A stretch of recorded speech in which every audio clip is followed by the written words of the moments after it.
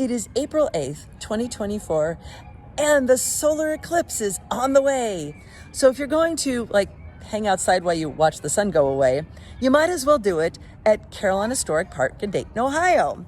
So my friend Sean is here with me to wander through Carillon Park and take in all the wonders that are Dayton history. So, cash registers.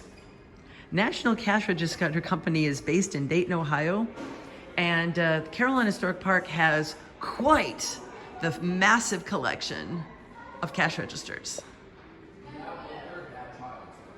So, do you prefer yours with amazing metalwork?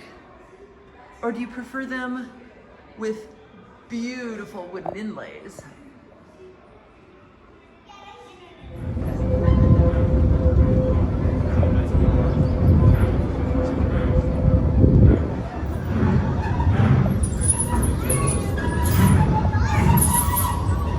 Actually a replica of the Wright Cycle Company. The real thing is in Dearborn, Michigan. Whenever I go up to Greenfield Village, I always say, "Hi, I'm from Dayton. Can we have our building back?" They never seem to find it funny. I don't know, I thought it's funny. And this shrine is one of my favorite places in Carillon Park. This is the Wright Flyer 3, which Orville Wright rebuilt with his own hands for the park before he died. All of the parts from this plane he had to recollect. People wanted a souvenir. So they'd get a souvenir piece of propeller, piece of the motor. There were all these pieces that were all over the country as souvenirs. And Orville had gone through and bargained with everybody. He somehow knew where every one of these pieces were. And he wrote people and said, "Hey, can I have that thing back?" And everybody gave the parts back. And I think he probably traded a lot of "Hey, I'll give you my toothbrush if you'll give me back that gear shaft or something." He thought that this was, of all the planes, the most significant one they've ever built. The fact that you laid down to fly always struck me as a little crazy, you know? It's head first. But to actually steer the plane, he's actually laying on, I can't see it from here, you're laying on a hip cradle, and you shifted your hips to steer the plane. So the Sun Oil Company and the blue Sunoco things are really kind of funny, considering I'm here during the eclipse. We're just sort of watching the sun go away. But these old gas pumps really are kind of interesting. So down from the Sunoco oil station is the Dayton Sales Company, where we can go shopping for cars.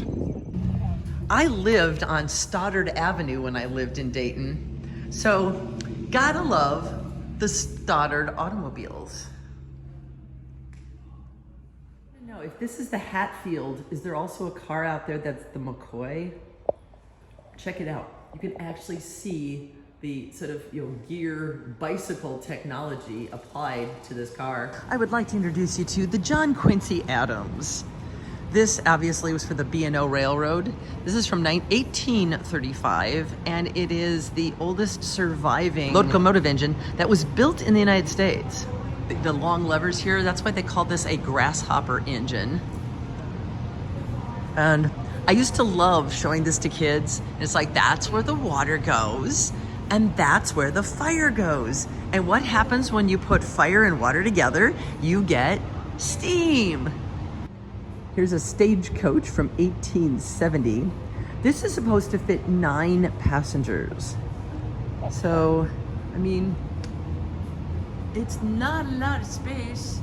So we got the bench seat, the 3 cushions, and the other seat. Can you imagine cramming in here?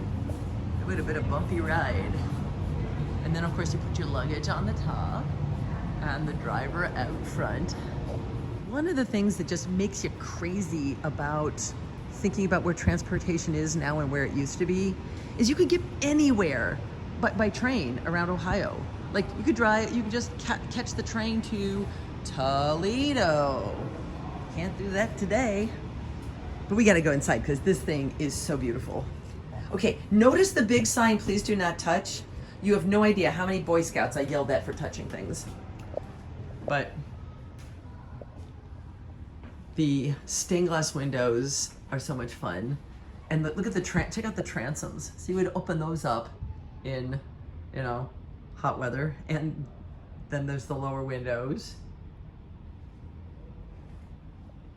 It was just like, you know, it was so pretty. Here's a really good sample of the stenciling that's still in really good shape. The whole ceiling is covered in stencils, or was. This is the Detroit, and I think you say Mackinac, not Mackinac. Somebody from Michigan help me out here. This is one of my favorite cars. It's such a thing of beauty. And other people who visited the museum while I worked here said this is haunted. So if you see the ghost, tell me what he looks like, because I never was able to see him or like talk to him or get his name or anything like that. But yeah, we have the ladies' bathroom. And right next to that would be the gentleman's bathroom. Where's the door to it? There we go. There's the men's room. And then we get the smoking part of the car here in the back. So this is where the gentlemen would sit with their cigars. I am not sure I ever noticed this, but look at all the little indicators. What do you suppose it's indicating? I suppose it's like, oh, I know. Okay, so there you've got the indicators. And then on every one of the seats, I bet you if you push the button, it moves the needle, so then somebody would come and see what you want. Because this is clearly, you know, not the cheap seats. The reason we have red and green on stop signs for cars is because they used to be on trains. The number of times I have looked at this city bus, somehow I had not ever noticed it, I remember, that it's actually an electric trolley. Thanks to Sean for pointing out the obvious that somehow I just never noticed. We're now in the Bicycle Museum inside the Carillon Museum. So, an ordinary bicycle is what these are. Sometimes you know, high wheelers, penny farthings. This is what a bicycle was. Notice the lack of, was it drivetrain? What is that called? Yeah, you don't get there's no wheel, it's just direct drive. Just direct drive. You push the pedals and the wheel goes. You can tell this one has got to be a little farther along. Check out the I've never seen a high wheeler with bicycle chains before. Whoa. But now a safety bicycle is the one that's less likely to kill you. We would just call these, you know, bicycles now. But that is a safety bicycle. All right, so we've got a unique brake system here on, you know, modern bikes. I guess it's still been eclipsed now by disc brakes, but, you know, you've got that ubiquitous for several decades caliper style brake that would, with rubber brake pads, grab onto the steel of the rim. Onto the rim, got it. This, instead, it's just metal that grabs onto the tire. You pull up on this lever here and just actuates this down, just pushes down and sacrifices the actual rubber of the tire to act as your brake. So you're gonna wear out your tires braking the bicycle. Yeah, pretty much. Wow. You can see why they got away. Okay, so is it a bicycle? Is it a motorcycle? It's actually both. Moped? That's right. It's the original moped. What year is this? 1917. And get this, it was manufactured by the Davis Sewing Machine Company. Here, just I was kind of admiring the cover on the wheels, and then went, oh, we can actually see the engine thanks to the mirror they thoughtfully put on the back of this for us. Okay, bicycles do start to get like boringly looking very normal here. Okay, here we've got here's the boy's bike and here's the girl's bike, which by the way in Australia, apparently they call a skirt bike. At least that's what somebody told me once. But check out the signet. It gets the signet from the shape, but you see that's where it makes accommodations for the long skirts. But also check out the special net over the back tire to keep your skirts from getting tangled in your bicycle wheel.